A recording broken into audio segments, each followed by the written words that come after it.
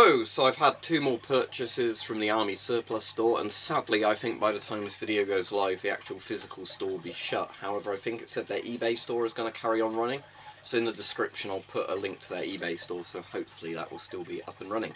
So I bought a Flecktarn jacket. That's not actually a German Flecktarn jacket, which makes it very interesting. It's a Belgian Air-force Flecktarn jacket, apparently, for some reason, because while the Belgian military was using jigsaw pattern for a while, apparently the Air Force went with Flecktarn.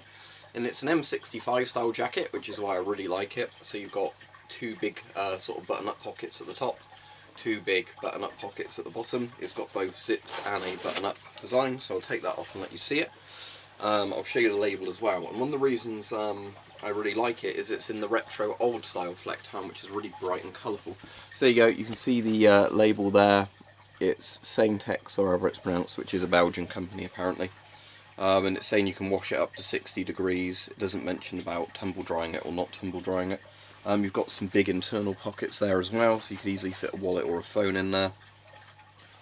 You've got a liner that you can obviously tie up a bit inside. Now, interestingly, unlike, I'll just show you that there, so you can see just how colourful it is. If I put my arms behind it that way. But if you look at that, you'll see it's very orange looking. Rather than being like red, or brown, like some of the old newer Flecktarns.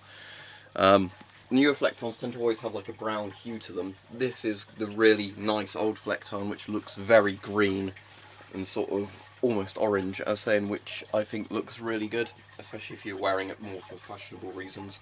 I mean, I want it as a jacket, but I think Flecktarn looks both really nice as well as being an effective camo pattern.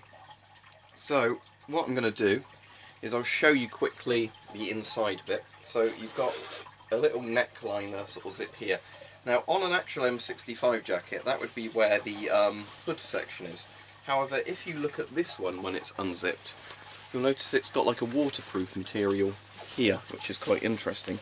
So I don't think this actually comes out, but I think what's interesting with this is it seems, unlike the conventional M65 jackets, this actually has a kind of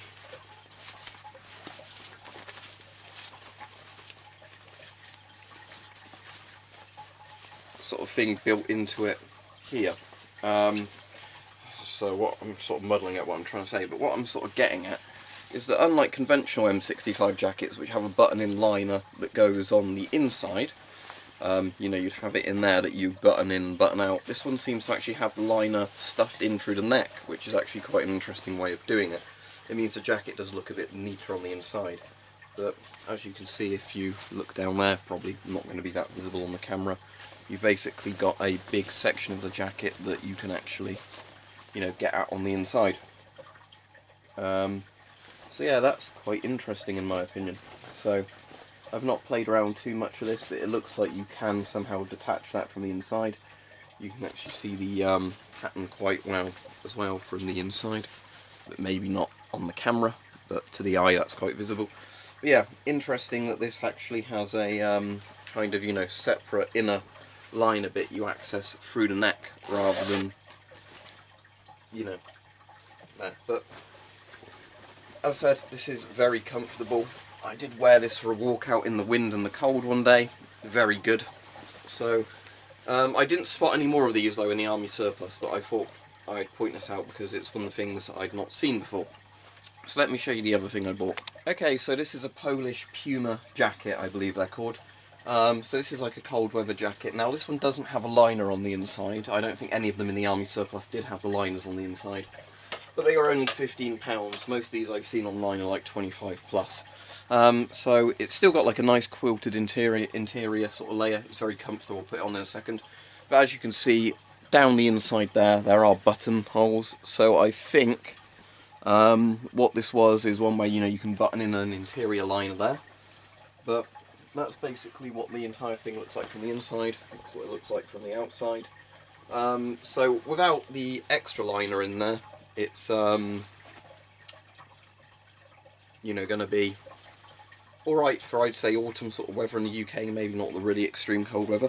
But what's interesting is I definitely think this is from a communist Poland period, because if you look at the eagle on the emblem, on the sort of little shoulder bit, the epaulette, it's not got the crown there, and if I remember right, people were telling me the communist Poland stuff doesn't ever have the crown on it. They have the eagle but not the crown. But this was, I think, probably late 80s, early 90s this stuff was made. There might be a date thing in here. Let's actually have a look. It looks like it says 89 there, 1089. So I guess that is October 1989. So yeah, right near the end of communist Poland. But this is a very high quality sort of jacket for what it is. So let me take this really nice Flecktarn one off and pop this one on. Both of the jackets have coat hanger hook, not coat hooks, but you know, the thing so you can hang them from a regular thing. So I haven't been storing them on hangers, I've just been doing them on the thing. So pull this on, and as I said, it's not got the interior liner on it, but it's still comfortable. So yeah, there you go, that's that. Then you can obviously button it up in a couple of places. And it's in the weird Puma camo, which is like a two-colour green camo basically. It's dark green and a lighter green. How effective this camo would be, I actually don't know, because I don't think it's going to be very disruptive. I imagine it would have the problem East German Stricktarn has, where at a distance it just looks like one shade of, you know, green or brown. However, it's certainly not going to be awful as a camo. It reminds me a bit of that Czech camo they had that's designed, you know, so it's if you get oil spills and things like that on it for maintenance crews, it doesn't look dirty. It's that kind of thing. So if I just pan the camera down slightly, you'll be able to see the jacket. But yeah, it's a bit like the Czechoslovakian coat as well I have from the Cold War, but that was like from the 50s or the 60s. But this is obviously like a nicer, more modern material, very comfortable. It's kind of hard to explain how comfortable this is. But yeah, I think this looks quite nice as a coat that you could wear sort of casually if you wanted to wear a bit of milsurp fashion. Because as I said, it's cut in the kind of, you know, nice way in a sense, but you know, it's not too over the top really. So you can obviously wear it in the really cold with the collar up if you wanted to, or you know, you could obviously just do what most people do and wear the collar down.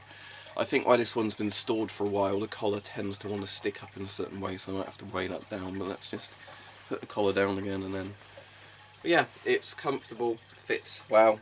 With all of these I went for ones that were slightly big because they had a few sizes in at the army surplus, but I always like ones that are big enough that I can wear them over other clothes, you know, like jackets and things, if it's really cold weather. Because the annoying thing I have with some of my surplus coats is I've got ones that fit me well where I'm just wearing a t-shirt, but as soon as I try and wear them, you know, without, you know, with more layers on, if it's really cold weather, I find they don't really fit over the other layers very well. So yeah, there's these.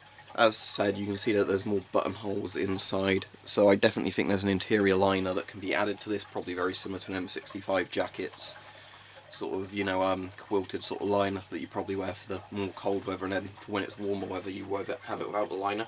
Without the liner it's very comfortable. So there we go. Let me just see if I can get this undone again. That's the Polish Puma one. So all these are bought from WS Supplies. I definitely, you know, recommend them. But as I said, unfortunately, I think by the time this video goes live, their physical store won't be there anymore. But they will still have an eBay store up, hopefully. So there you go, I'll put a link in the description to that. Hopefully you found this video interesting.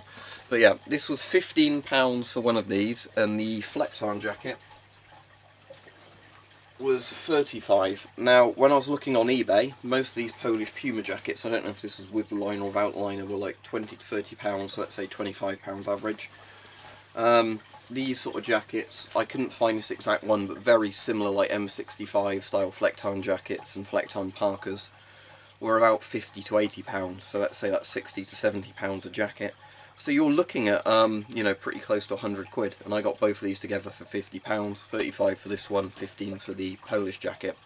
So overall, yeah, a lot cheaper. And this is, you can probably see from there how nicely coloured that Flecktarn jacket is, not faded at all. You know, this is the sort of stuff I like to wear anyway, so good purchases for me really.